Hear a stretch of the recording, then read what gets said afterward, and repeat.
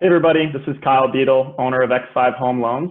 I'm here with Shannon Foglia, closing agent at Cohen Closing and Title.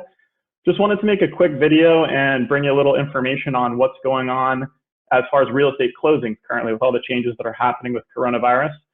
So Shannon will be able to give us a little insight on how that's changing and how we're still making those closings take place and happen, even with all the craziness going on in the world right now.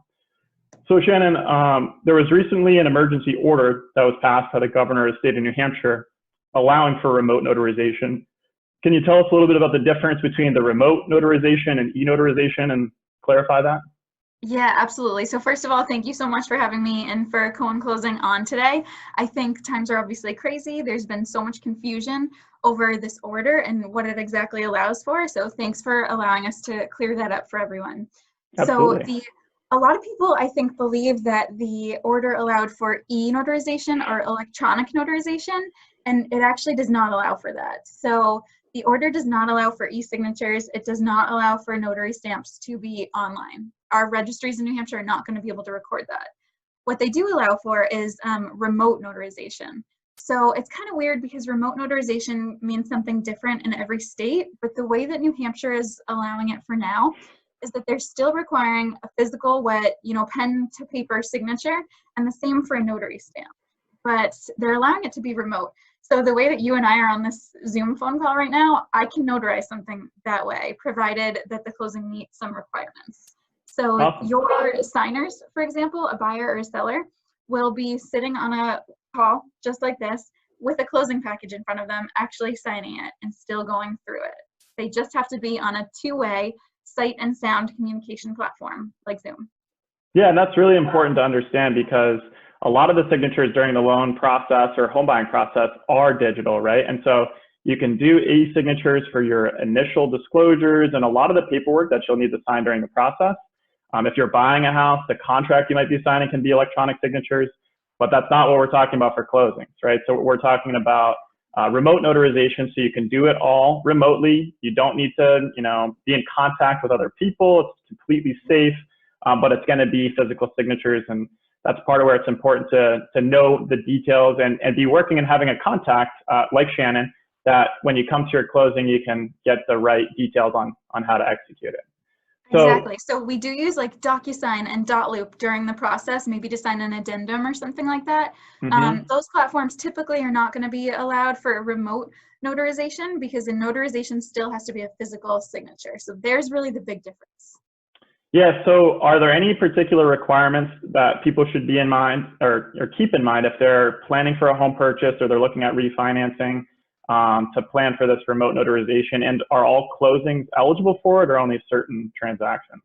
Yep, so far all closings that deal with a property that's located in the state of New Hampshire are eligible as long as the people on that transaction meet certain requirements. So one of them is of course just having access to a sight and sound webcam like this. So most of our people, we've been saying, do you have a laptop with a webcam? And if not, do you have a smartphone that has a camera on it? Actually, the iPhone and Android cameras are so good right now that those sometimes work better than most people's laptop and webcam. So that is one of the requirements. If you don't have one of those, we do still have to do, a physical curbside potentially closing.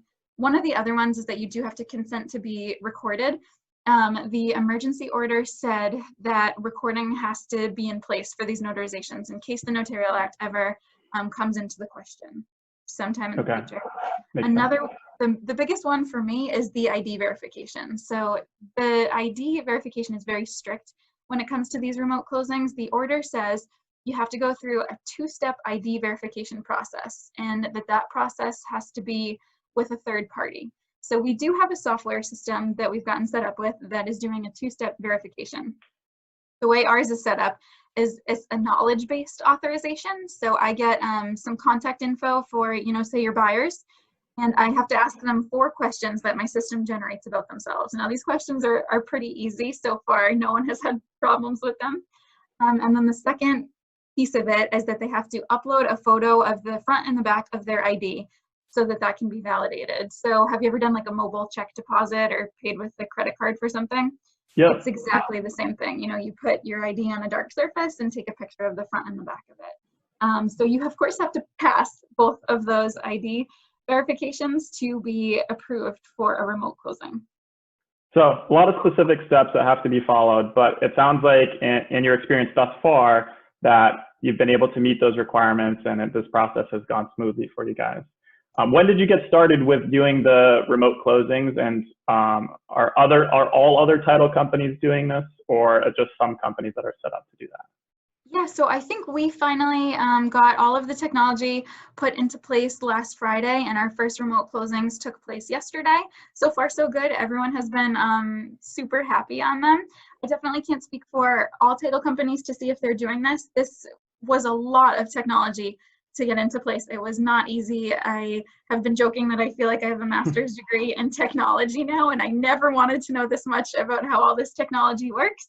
But it was a lot to put into place, and we're so happy that we have it in place, because now we can have our employees be safe, can have our clients be safe, you know, your buyers and sellers be safe. So we're happy to talk to any of our industry partners who are looking to do the same thing. That's awesome.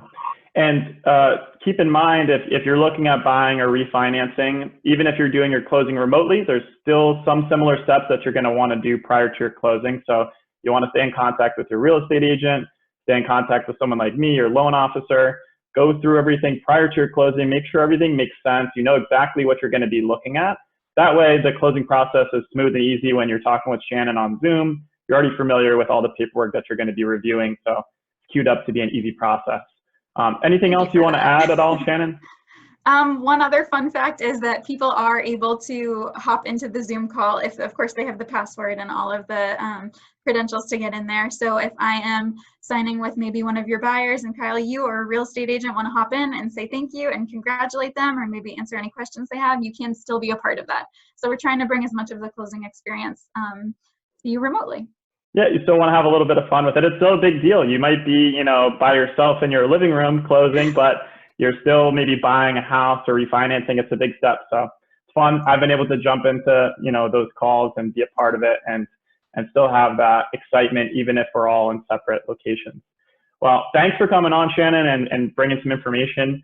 Obviously, a lot's changing in our business overall. So biggest recommendation I think we can both agree on is reach out to the people that are professionals in the industry that you have questions in, whether it's about mortgage, title, real estate. Get answers on what's happening, because things are changing dynamically. We're both happy to be a resource and answer any questions that come up, even if it's for a transaction that we're not working on. We're happy to give information on what's going on and what's changing as the situation unfolds. Absolutely. Thank you so much, Kyle.